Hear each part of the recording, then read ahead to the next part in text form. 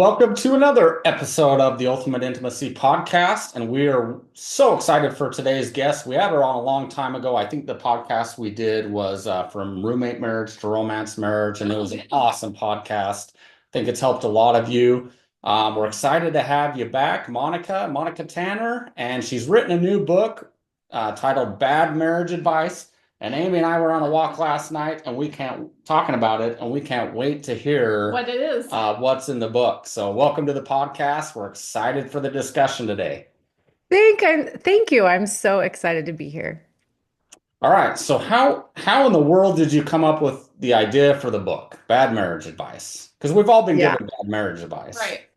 Yeah, so interesting. So in January, my oldest son, who had been home from his mission for about 5 minutes, came to us and let us know that he had met the girl he was going to marry and that he was ready to propose. And the first thing that I thought was, you guys are so young. They were both 21.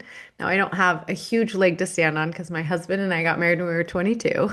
Oh, a whole year later. 21 though. Yeah, It did feel very, very young. However, this particular son of mine, I knew was not going to, wait very long. He literally has been ready to be a husband since he was like 4 years old, and he's a fantastic husband.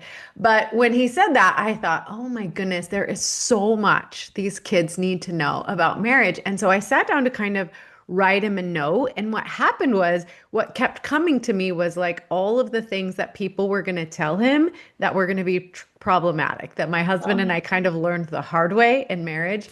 And so the book really wrote itself really quickly once I realized that I was basically debunking bad marriage advice.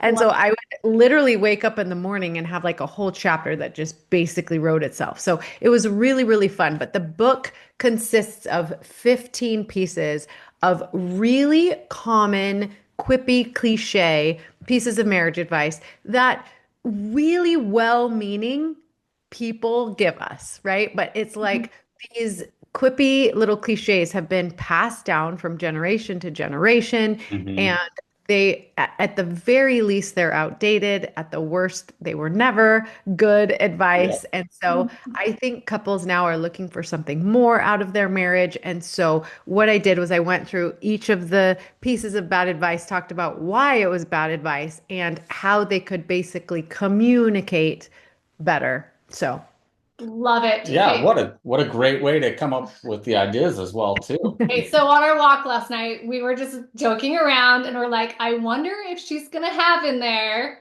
that oh marriage yeah. is 50-50. Ooh, yes, yes, Yes. yes. Well, okay. I don't have that exact phrase. Okay. However, one of the things I do attack, one of my favorite chapters, basically, and one of my favorite things to talk about is this idea that marriage is all about compromise, which is basically Yeah. 50-50, right? Yeah. I feel like when you ask older couples that are, they're happily married, they come to all the sporting events, they're watching their grandkids. Like, I always love to ask them, like, what's your best marriage advice or what's your secret? And so many times they'll say, you have to learn how to compromise. Mm. And I'm like, ugh, that to me is just outdated advice. And so when I think about it, when you think about compromise, what do you think of that term? Well, I think of like having to give in on some things and vice versa, right? Like giving up some things. Well, maybe I need to, not do I this or I think opposite. I think of compromising like finding a solution to both needs. Like finding a healthy balance, I think. no, that's a good way to look at it. Yeah, so that's Compromise, like a like we more both win, positive we view of compromise. it. Yeah, that's a more positive view of it. But typically it's like I give a little, you give a little, and we meet in the middle. And neither of us get what we want because most of the time, people, when they compromise, they haven't really sat down to think about what's most important to them. And so they just give up what's easiest.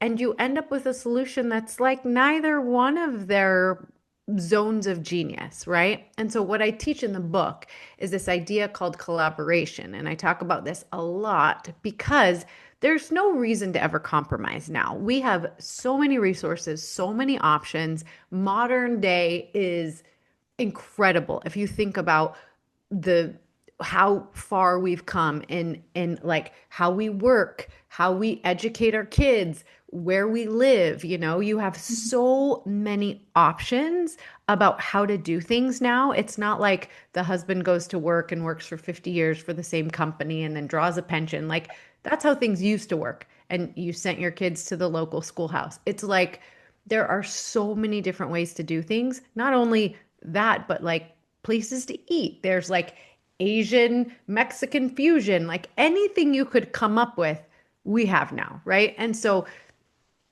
there's no reason to ever compromise. What I teach is collaboration, which we talked about a little bit on your podcast, but this idea of getting curious. So, in order to collaborate, it takes more communication. It Mhm. takes a lot of curiosity. You've got to get curious about your thoughts and opinions. Like, what is my position on this topic? Why is this my position on this topic? Why do I feel so strongly about this? And what is most important to me about this? So you're going to get curious about yourself first. Then you're going to get curious about your spouse because if their position is different, there's probably a reason why, right? There's a story behind it. What is most important to my spouse? Why do they feel so strongly about this thing? And then you want to think about what are my reservations to my partner's position and vice versa. And then once you get all of that information out on the table, then you can really go to work collaborating to take the very best of what is important to you and the very best of what is important to your spouse. And then instead of meeting in the middle or 50-50, you get 100-100. You get more better solution than either of the two of you could have come up on your own because you're taking the best of both of you. And then the thing that's really important to remember that I always like couples get stuck in indecision is nothing is permanent. Let's say you move your family across the country for this, great job opportunity and it turns out to be not what you expected. What Guess is what? that? You pull it all out again and now you collaborate with even more data and you move your Yeah, family back. yeah, we've It's had that not happen. Right. nothing is permanent. Right. Well, so the word compromise, when I think of the word compromise, I think of two people kind of competing against each other and Ooh, having to yeah. figure out how to come together. The word collaboration, when I think of collaboration, you're working together. And in a marriage, that's the way it's supposed to be. You know, going back to the concept, the 50-50, or it automatically is like we're not a team.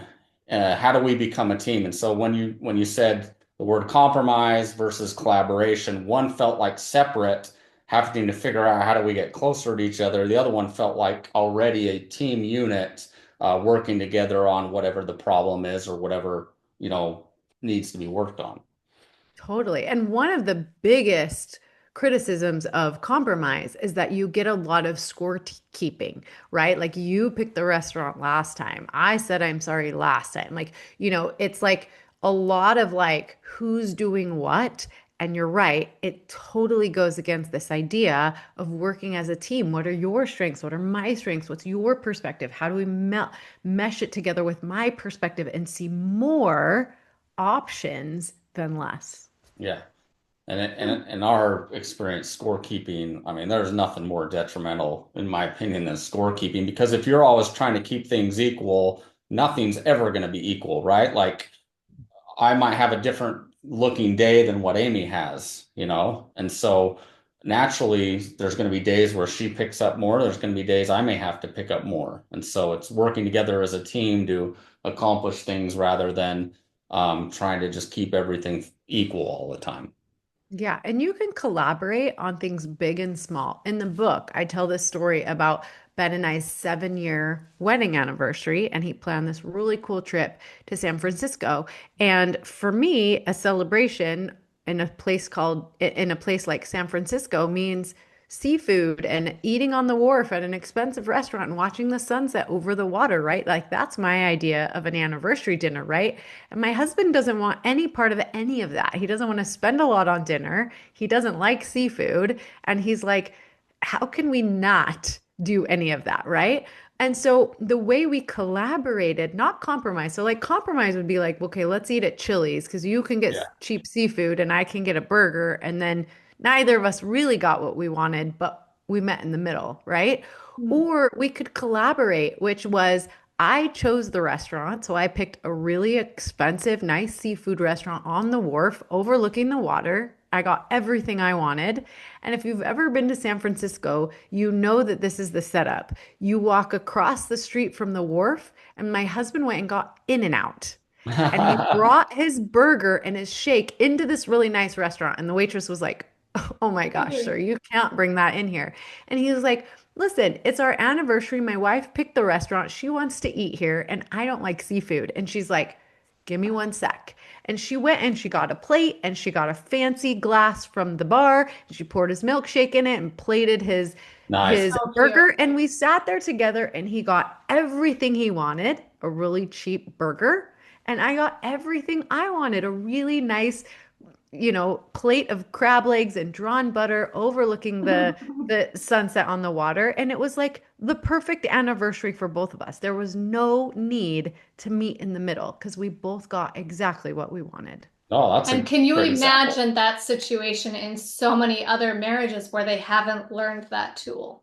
Yeah, it That might end could up in a be a fight. really big disaster of a chaos Right. anniversary, right? So learning how to communicate that, how do we make this work for both of us so it's both we're both thriving in this? We've had to learn those kind of things. Oh, for sure. He like It's typically needs to go to R&R every time we go up north, and I'm like, I can't go there again. It's like every single time there has to be some collaboration. That's right. Absolutely. Yeah. And it's a good template for everything. I mean, as simple as eating out, right? In that case, I remember feeling pretty embarrassed. I'm like, oh my gosh, my husband's bringing In-N-Out to this really nice restaurant, right? But when I launched this book and I wanted to celebrate, again, I was like, expensive seafood, that's what I want, right? And my husband is like, I don't want any part of that. So he ate here at our house before we went. And then we went to the really nice restaurant. I got what I wanted. He sat there and we had a pleasant conversation. It was fantastic. But we've learned how to, mesh the best of my desires and the best. And that actually goes into another myth in the book that is if they love you, they'll just know. Right? I did not expect my husband to guess what I wanted, how I wanted to celebrate becoming a number one best-selling author. I told him exactly what I wanted, where I wanted to eat, who I wanted to eat with, what time we needed to do it, and the date, right? Like I was like, this is what I envision. I need you to make this happen. And he was like, thank you. That makes it Yeah. so easy, right? I I think I most love that men would advice. appreciate that, right? Yeah, I love that advice, and we've done several podcasts on that as well. That your husband is not a mind reader, like, or Or your Or wife, tell your wife. wife, or your yeah, wife. tell them what you need. Don't assume that. Oh, they. I mean, how many times do you hear, they should know what I need. I shouldn't have to tell Mhm. them. You're like, Yeah. Or know it what means you need. less if I have to tell him. Like, Okay, Yeah, no, put it. how many times have we all heard that, okay, the husband walks in, if things don't look cluttered, the house is clean, right? And the wife is like, there's dust here, there's dust here, this needs deep cleaning. Look at the baseboards. Like we envision things in marriage totally different. So using that house cleaning situation, if a wife gets frustrated, she's like, I don't understand why you can't just see the house is so filthy. And he's like, it looks clean to me. Instead, this is the exact situation. Hey, like I've really noticed the ceiling fans, the deep cleaning, the windows are kind of a wreck. How about we sit down Saturday, go through everything that just hasn't been done in like a month or so, and just kind of like collaborate on this, right? And like knock them all out together. He's like, I would have never noticed that, but that absolutely needs to be done. Like a man, we've done so many polls on this. So many husbands are like, if she'll just tell me, I'm so willing to do it. It's seriously Yeah. that simple. And Most that's loving teamwork. husbands just want to yeah, like be told, right? That's teamwork at its finest. It Because is. if you think about it, we have different perspectives, we have different strengths, right? I see the dust on the baseboards and my husband does not, No, right? we're And so if different. yeah, and if we're going to work together to create a oh, winning team, it's like I put in my strengths. I don't just yeah. expect him to know how to play my position. So, yeah, it's like, yeah, so important. So important. Okay, that was a good one. All right, give us another one that So, the audience here's is dying to one. hear.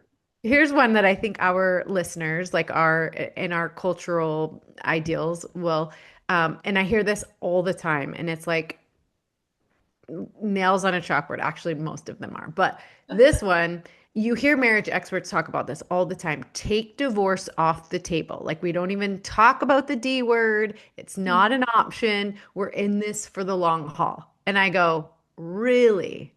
Because, first of all, that's a lie. Divorce is always an option. Like, even if you can say it as much as you want, divorce is not an option. It's always an option.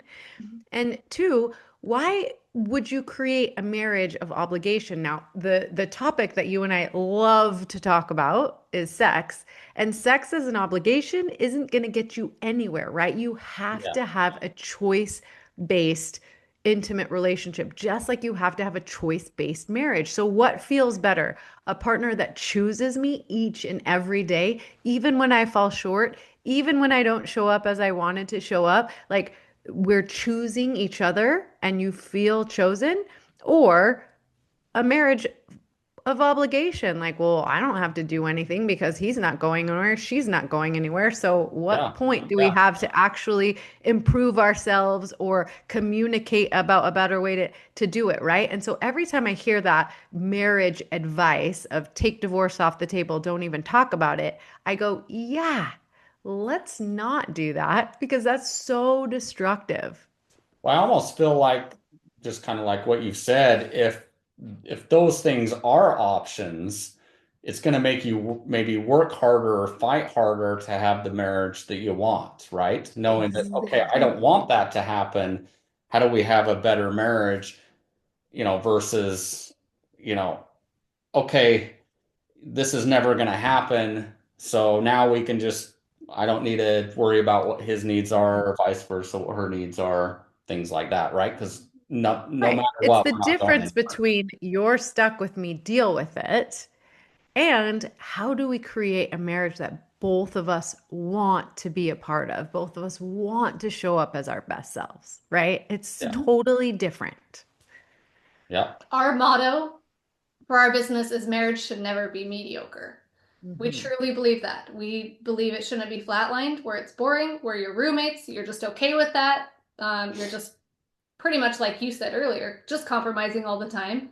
Like it should be passionate, it should be thriving. That's kind of why we've launched everything that we've ever launched, is to help people step it up. Like have Mhm. that passionate marriage. That's a choice, right? So I like what you're saying. We've Yeah. never been, we're not for divorce, we don't promote divorce. Right, right. But marriage is supposed to be happy. And when one person has completely checked out of that happiness scale, like, I don't care about your needs, Yeah. that has to be an option. Yeah. Absolutely. That has to be an option. And when you say, I'm not going to be in a marriage that sucks, I'm not going to be in a roommate marriage for years and years and years. I put everything that I possibly can, and honestly, put everything that I possibly can into this marriage, and you literally don't care. Like, that has to be an option. And so I like everything that you're saying. I totally agree with it. Like, we're not ever promoting divorce, but if you're in an Right. abusive situation, if you're a really crappy situation, like, that's always an option. Well, and I come from divorced parents, and I can tell you that they're much happier now in their other marriages than they were together, and that's what I would want, He right? never ever saw affection, showing love, great communication, Yeah. showing love languages like the passion. He never saw Nothing. any of that. He sees it in both marriages now. I'm like, that's what we all want. That's what we're Yeah. all striving for, right? My parents are the same way. But if you think about it, you're like, you're like, my spouse is here because they have to be, or Yeah. my Right. spouse is here because they They choose to be. want to Like, be. Yeah. They Right. choose to be. exactly. Yeah. I love that. Great I think advice. that comes with confidence too. Like you have to love yourself to know that I want somebody that wants to be with me and that wants to put effort into this marriage. Like Yeah. that's a whole nother Exactly. conversation, I think. But yeah. Mhm. Well, we Yeah. obviously don't want to give our audience everything in the book, but maybe one or two other things that Yeah. can What's get the them next excited. top one that you're like, people just love this one? And obviously you're going to go into the book and talk a lot more about it. Yeah. So even if they Yeah. do know, Yeah, they're it's not possible to give it all away for that's right. Right. sure. Let's see. Happy wife, happy life. Don't sweat Oh, the yes. small stuff. You guys pick what you think. Like, We can talk uh, about happy wife. I think that is the stupidest I do thing I have too. ever heard in my life. The stupidest. I think I literally talked about that on social media like 2 days ago. Like, It's kind of And too all the time. easy. Why are you saying that if the wife is happy, everything's going to be happy? Like, do you know how many we hear from thousands of husbands that are not happy but give everything to their wife? I'm like, how does that make marriage happy when she's just like, oh, thanks I for think everything, but you don't get I think the crap. same, yeah, and I think the saying's assuming that if the wife's happy, she's gonna do a lot of things for her husband, but that's not what we It's see, happy right? spouse, happy house, Yeah. always. Yeah, it's funny because I see it on social media all the time. You know, you've got the guy walking around with the mic and he's like, Yeah, finding these older couples on the street and they're always like it's funny because the husband will say it with so much pride, like she wears the pants, she's always right, as long as she's Yeah. happy, Yeah. we're and doing he good looks or whatever. miserable.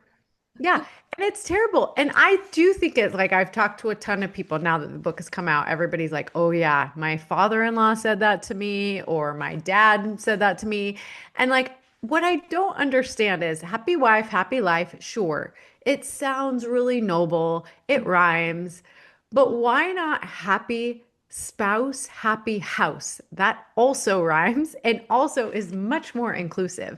But it cracks me up. Like, how on earth are you going to expect to have a happy marriage when you're basing it on only one partner's happiness? Yeah. B, uh, that's a lot of responsibility to put on a wife, right? Like if the wife is unhappy, not only does that say something about her, but it also says something about the husband who can't keep his wife happy. Like Right. that doesn't even make any No. Yeah. like logical sense. Not to mention the fact that, I mean, how many withdrawn, like resentful, completely checked out husbands do you know that are like, it doesn't matter what my opinion is, like we're just gonna go with what she wants, right? Yeah. It's Right. like Right. that's just a terrible setup for absolute disaster. It really is. I agree. It really is. 100%. Yeah. And I think like the meaning behind it used to be if I really just take care of her needs and financially and emotionally and I'm just a really great husband. I mean, they always say like she reflects how you take care of her or all those kind of things, right? But Yeah. we're finding out, with this whole feminist movie and all Yeah. movement and all this stuff going on that a lot of women just take, take, take, take. It's getting worse and worse that they're not giving back. And so that's shifting. Like it's Yeah. not working the way the quote was supposed to sound, For right? sure. So Yeah, and not only that, but my friend on her podcast, when we talked about this on her podcast, brought up a really interesting point because I think it at some point it was supposed to be like rectifying the like, the man is the leader of the household. We just do what the man wants. And so it was like supposed to be kind of like corrective to that, like, oh, do we just do what the woman wants or the wife what the wife wants? And I'm like, why not just incorporate both? Like, what if Yeah. we just created a Both be marriage? happy. it's just, Yeah, what if we It's created that a marriage simple. where we're both working towards each other's happy. happiness? Like, Yeah, what kind of a revelation would that be? Yeah. right. Agreed. We Love totally it. agree. And it rhymes. And it rhymes. Happy Exactly. house, happy spouse, happy house, always. All right. Yeah. What's the next one that you would say is what was one of your favorites? We'll end with this one. Okay, well, this is a good one. I've never talked about this on any other podcast. So you guys have the Ooh. Oh, exclusive. we're getting gold. It's the Gold. last chapter in the book that happily ever after doesn't exist. Like you hear this all the time in that sentiment of marriage is hard work and then you die. That's sad. Yeah, right? Like who wants to be a Horrible. part of a world where that's true? Not Yeah. me. No. And I just think that we're moving towards more good information about marriage, how to communicate better, how to be more vulnerable, how to, show up for healthy, thriving relationships and intimacy and passion. We're learning more about this. I think Gen Z is more set up to have really good marriages. But the reality is that happily ever after does exist. And we are all agents unto ourselves. Like that is a huge concept in our religious doctrine, is that life is about agency. We come here, we get to choose what we're going to do, how we're going to show up, what we're going to create. We don't have complete control over our circumstances, but we 1000% have control over how we experience them. And if we want to create happily ever after in our marriages and our households, we absolutely have that power. And so, that's how the book ends. And I'll tell you the through line through the entire book is if it engenders lazy communication, meaning we just go with what the wife says because that's easier, or Yeah. we compromise because we don't really want to take total inventory about how we feel about something, or we're not going to sweat the small stuff because heaven forbid we point out something that would work better for us in our marriage while it's small instead of letting it get really big and overtake the marriage, right? We have to learn better communication skills. And that's what is in this book. So if it gets you to communicate better and more skillfully, then it's good advice. If Yeah. it Mm-hmm. if it prompts you to just go with the flow and not communicate your opinion and not show up as your best self, well, then it's made it into this book. So, how do you create a happily ever after? You learn to communicate with curiosity and cooperation and love, and you learn how to connect intimately, which is kind of your specialty, right? So, like, you really can create a happily ever after, but you have to be willing to put some effort into it. I Love love it. it. I love that you said effort. And then I also feel like a lot of people assume that happily ever after means that it's going to be easy, right? You can have a happily ever after and have difficult things happen in your life and have trials and struggles, but you can also endure and still be happy. And so I Mm-hmm. think people think, oh, happily ever after means life's going to be easy and I'm not Mm-hmm. going to have to deal with any hard things. You can have hard things happen and still be happy. Agreed. Absolutely. And In that's fact, how we grow, right? I Mm-hmm. was going to say, in fact, I would probably say that you're going to be happier if you do have difficult things happen because it is through our trials and our struggles that we become stronger. Our marriage is a better marriage because of the things that we've gone through. And I would say we're Thousand probably percent. happier in marriage because of the things that we've gone through. It doesn't mean they were easy, but I love Amy more and cherish our marriage more because of the hard We had to times that fight we've, through it, yeah. yeah, we had to fight for our marriage. Yeah. So good. So good. I mean, relationships are an endless cycle of harmony, disharmony, and repair. And the strength comes in that repair process, right? So if there's never any disharmony, you won't be able to build that strength and resiliency and experience that is what happily ever after is made of.